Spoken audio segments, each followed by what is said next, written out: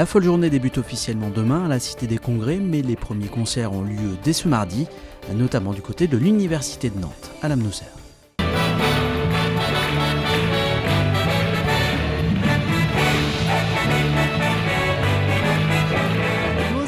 Revisité façon cubaine, c'est une des compositions originales de ce big band polonais.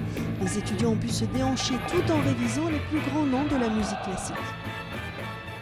C'est une totale découverte, je ne connaissais pas du tout et franchement je suis ravie, c'était vraiment bien. Je suis contente que ça ait été organisé ici et on a vu ça par hasard, on est arrivé, on est tombé dessus. On n'était pas au courant. Superbe, vraiment une autre approche de la musique et tout le monde partage, c'est vraiment un très bon moment je trouve. Ambiance moins rythmée à la Cité des Congrès, dernier préparatif.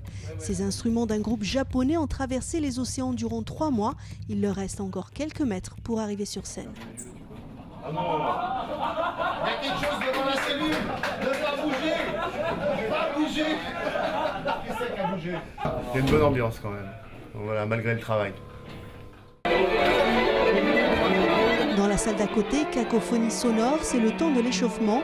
Pour Grégoire, pas besoin d'appréhender la salle, il la connaît bien. C'est sa 20e participation, un rendez-vous avant tout avec le public. Le public nantais très chaud, très frénétique. Mais nous aimons beaucoup le public de Nantes. Avis au public, des places sont encore disponibles.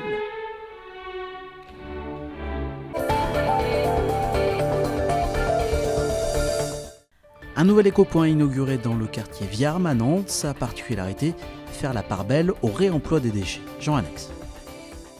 À l'étage des habitations, une crèche et au rez-de-chaussée un éco-point. La construction de ce bâtiment hybride a nécessité des aménagements particuliers. Tout a été prévu pour et faire en sorte que l'éco-point ne génère pas de nuisance entre guillemets vis-à-vis de son insertion dans un bâtiment. Les dalles béton de l'espace compacteur sont désolidarisées des murs, ce qui fait qu'on n'a pas de phénomène de vibration qui pourrait être produite par le fonctionnement des compacteurs. Il y a de l'isolation phonique complémentaire qui a été faite au niveau des planchers du premier étage et du deuxième étage du bâtiment pour les logements. Dans un premier espace, les usagers peuvent déposer leurs déchets en plastique, en carton, des déchets dangereux également. Et dans l'autre espace, dit de réemploi, ils peuvent déposer de vieux objets qui connaîtront une deuxième vie grâce à la recyclerie associative Station-Service. La vice-présidente de Nantes Métropole, Michel Gressus, y voit plusieurs intérêts. Répondre tout simplement au dépôt de déchets, comme l'était l'ancien éco-point de Viarme, mais aussi d'avoir un tri et un recyclage qui soient efficaces et pouvoir aussi avoir de nouveaux flux acceptés, ce qui n'était pas le cas à Viarme. Je pense notamment aux textiles, je pense aussi aux petits objets. Les usagers habituels vont tout de même devoir s'adapter à ce nouvel éco-point avec 2 changements majeurs. L'absence de containers à déchets verts pour des raisons de confort et d'hygiène dans l'immeuble et surtout de nouveaux horaires d'ouverture. L'éco-point d'Auvour est fermé le dimanche. Du renfort pour le NLA. Après l'annonce la semaine passée du départ de Pauline Coatanea pour Brest en fin de saison, sa remplaçante a été recrutée. Il s'agit de l'internationale française Blandine Dansette qui évolue cette saison à Chambray. Elle s'est engagée pour 3 ans à compter de la saison prochaine. Par ailleurs, les handballeuses nantaises sont sur le pont ce mercredi. Elles reçoivent ici Paris à 20h30, salle du Vigneault. Le NLA occupe actuellement la 4e place du classement de LFH. Ici Paris est 3e.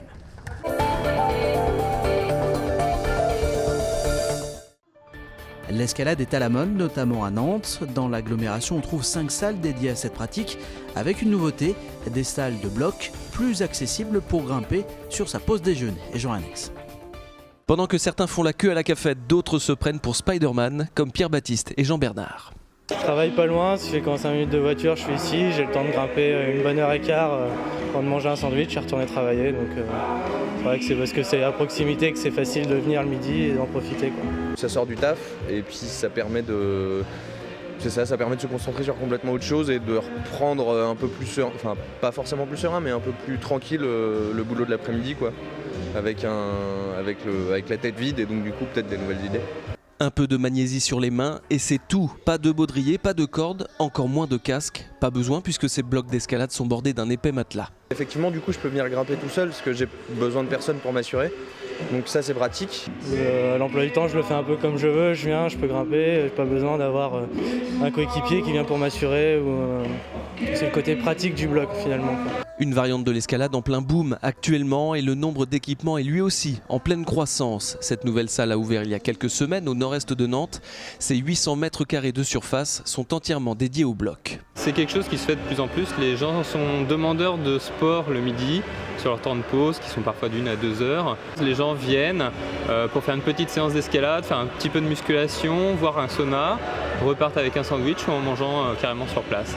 D'autres salles dans l'agglomération sont équipées pour l'escalade. Elles sont 5 en tout, de quoi satisfaire les adeptes toujours plus nombreux de la grimpe.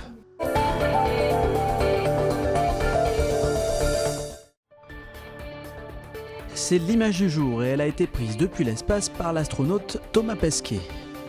Postée hier sur les réseaux sociaux, on y distingue l'agglomération nantaise vue de nuit, magique.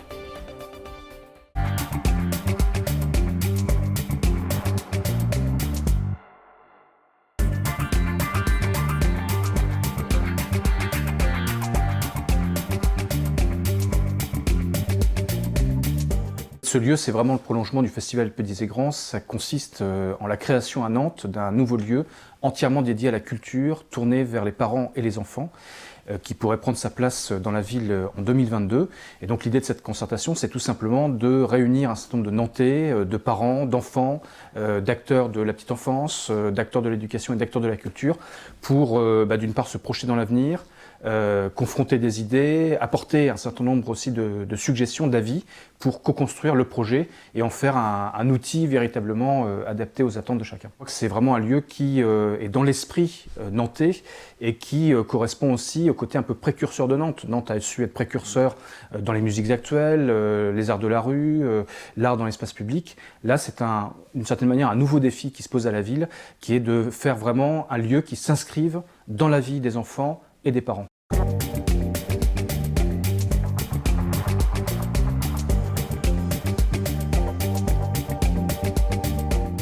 Le succès vraiment phénoménal du festival montre qu'il y a une attente à Nantes autour de pratiques culturelles dédiées aux enfants.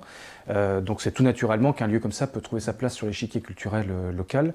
Il y a vraiment une aspiration, je crois, légitime des parents à découvrir des spectacles, à découvrir des pratiques culturelles avec leurs enfants dès le plus jeune âge, puisque le côté magique du projet, c'est vraiment qu'on s'adresse aux enfants à partir de 6 mois. La concertation, elle consiste vraiment à affiner le projet, à enrichir, à l'amender. Nous, on a déjà formulé ce qu'on appelle un document socle, donc avec un certain nombre d'orientations, de pistes, mais c'est vraiment aux Nantais, aux familles, aux parents, aux enfants, de s'emparer du projet et d'apporter différentes idées pour qu'il soit encore plus riche.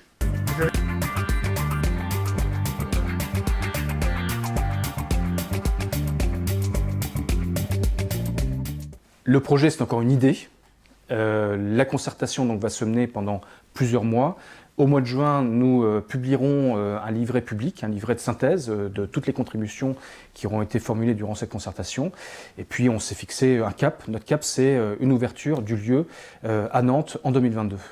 Donc c'est un lieu qui a vocation à devenir un outil à disposition de ces différents acteurs, de ces différentes parties prenantes de l'enfance et de la jeunesse à Nantes. C'est véritablement un nouveau modèle de lieu qui n'existe pas à Nantes, qui n'existe pas en France et pas en Europe.